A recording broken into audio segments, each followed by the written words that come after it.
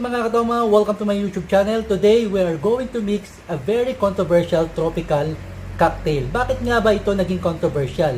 It's because very confusing. Nakakalito po itong cocktail na ito. A Blue Hawaiian versus Blue Hawaii cocktail. So what's the difference between Blue Hawaii and Blue Hawaiian cocktail? So guys, are you ready? Let's get started.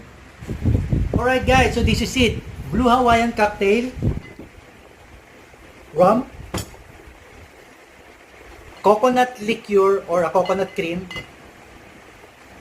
blue curacao, and pineapple juice. So these are the ingredients of Blue Hawaiian cocktail.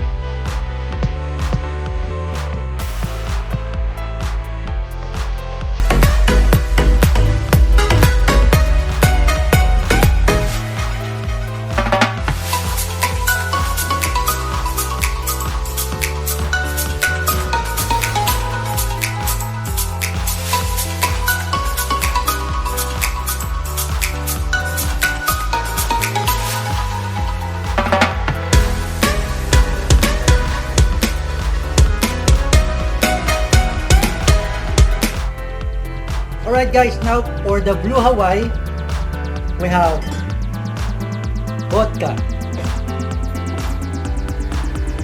white rum, blue curacao, pineapple juice, and a lemon or a sour mix.